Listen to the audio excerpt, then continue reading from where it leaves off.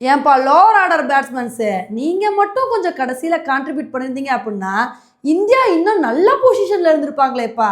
இப்படி கடைசியில் சொதப்பி விட்டீங்களே, இப்படி வந்து புலம்புற மாதிரி தான் இன்னைக்கு இந்தியாவோட நிலைமை ஆகிப்போச்சுங்க. நேற்று நம்ம இந்தியா நாள் முடிவில் 90 ரன் எடுத்திருந்தோம், 2 விக்கெட் தான் வந்து போயிருச்சு. சரி, இன்னைக்கு சுப்மன் கில்லும் கேஎல் ராகுலும் நல்ல ஒரு பார்ட்னர்ஷிப்பை போடுவாங்கன்னு பார்த்தா இன்னைக்கு கார்ஸ் வந்து சுப்மன் கில்ல ரொம்ப வேகமாகவே போல் பண்ணிட்டாரு. அதுக்கப்புறம் சரிப்பா கேஎல் ராகுலும் பண்ணிட்டு இருக்காங்களே, இவங்க 2 பேரும் நல்ல ஒரு இன்னிங்ஸை கொடுப்பாங்கன்னு எதிர்பார்த்தா, ஆனால் அவங்க 2 பேரும் ஃபர்ஸ்ட் செஷனில் ரொம்ப பொறுமையாக விளாண்டாங்க. இதை வந்து பார்த்தவனே அதுக்கப்புறமாவது இன்னிங்ஸை கொஞ்சம் வந்து நல்லா கொண்டு போவாங்களா, இல்லை இப்படியே ஸ்லோவாக விளாடுவாங்களா அப்படின்னு சொல்லிட்டு நம்ம வந்து புலம்பிட்டு இருந்தோம். ஆனால் ஃபஸ்ட் செஷனுக்கு அப்புறம் நாங்கள் ஃபஸ்ட் செஷனில் மட்டும்தான்ப்பா கம்முன்னு இருப்போம், அதுக்கப்புறம் ஜம்முன்னு இருப்போம் அப்படின்னு சொல்லிட்டு கேஎல் ராகுலும் ரிஷப் பண்ணிட்டும் ஒரு சூப்பரான இன்னிங்ஸ் வந்து கொடுத்தாங்க. கேஎல் ராகுல் ஃபஸ்ட்டு செஞ்சுரி அடித்து பட்டையை கிளப்பினாரு. அதுக்கப்புறம் ரிஷப் பண்ணிட்டு நானும் செஞ்சுரி அடித்து பட்டையை கிளப்பேன் அப்படின்னு சொல்லிட்டு 2 பேருமே செஞ்சுரி அடித்து ஒரு சூப்பரான இன்னிங்ஸ் வந்து கொடுத்தாங்க.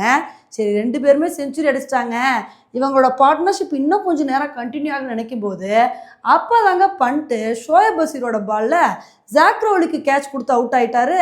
அதுக்கப்புறம் என்ன தான் பண்ணிட்டு அவுட் ஆனாலும் கேஎல் ராகுல் நின்று நல்ல ஒரு இன்னிங்ஸை தாங்க கொடுத்துட்டு இருந்தாரு. அவரோட இன்னிங்ஸ் அப்படியே கண்டினியூ ஆக நினைக்கும் போது அவரும் கார்ஸோட பாலில் வந்து போல்ட் ஆகிட்டாருங்க. அப்போ ஆரம்பிச்சதுங்க இந்தியாவுக்கு வேணே. அதுக்கப்புறம் மாற்றி மாற்றி விக்கெட் போய்கிட்டே இருந்துச்சு. கருண் நாயர் கிறிஸ்வோக்ஸோட பாலில் அவுட் ஆகிட்டாரு.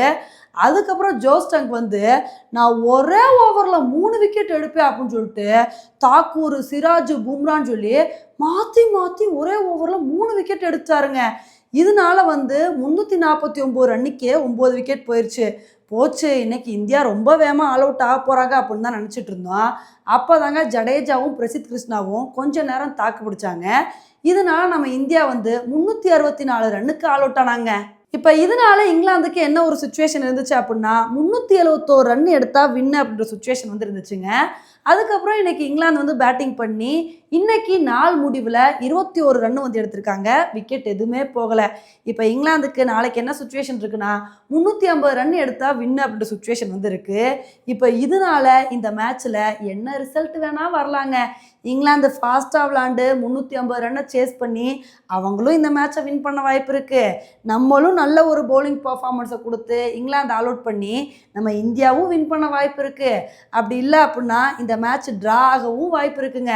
இப்போ இதையெல்லாம் பார்க்கும்போது தான் நமக்கு என்ன கஷ்டமாக இருக்குது அப்படின்னா இந்தியா நல்ல ஒரு பேட்டிங் பர்ஃபார்மன்ஸ் கொடுத்தாங்க. இன்னும் ஒரு 30 ரன் சேர்த்து எடுத்து இங்கிலாந்துக்கு ஒரு 400 ரன்னு டார்கெட் கொடுத்துருந்தோன்னு வச்சுக்கோங்களேன், அப்போ இங்கிலாந்து வந்து கண்டிப்பாக இந்த மேட்சை ஜெயிக்கிறதுக்காண்டி விளையாட மாட்டாங்க, எப்படியாவது வந்து ட்ரா பண்ணணும் அப்படின்னு தான் வந்து விளையாடுவாங்க. அப்போ அந்த ஒரு விஷயத்தை நம்ம சாதகமாக பயன்படுத்தி நல்ல ஒரு பவுலிங் பர்ஃபார்மன்ஸை கொடுத்து அடுத்தடுத்து விக்கெட் எடுத்தோம் அப்படின்னா கண்டிப்பாக இந்த மேட்ச்சில் வின் பண்ணுறதுக்கு நமக்கு அதிகமான வாய்ப்புகள் வந்து இருந்திருக்கும். ஆனால் கடைசி நேரத்தில் பேட்டிங்கில் வந்து சொதப்பினால இப்போ இந்தியாவுக்கு இந்த மாதிரி ஒரு சிக்கலான நிலைமை ஆகிப்போச்சுங்க. நாளைக்கு நம்ம இந்தியா பவுலிங்கில் என்ன மாதிரி ஒரு பெர்ஃபார்மன்ஸை கொடுக்குறோம் அப்படின்றத பொறுத்து வந்து பார்க்கலாம். ஓகே ஃப்ரெண்ட்ஸ், இந்த ஒரு மேட்சை பற்றி நீங்கள் என்ன நினைக்கிறீங்க அப்படின்றத என்னோட கமெண்ட் செக்ஷனில் வந்து போடுங்க. இதே மாதிரி இன்னொரு வீடியோவில் உங்களை வந்து மீட் பண்ணுறேன். Bye friends.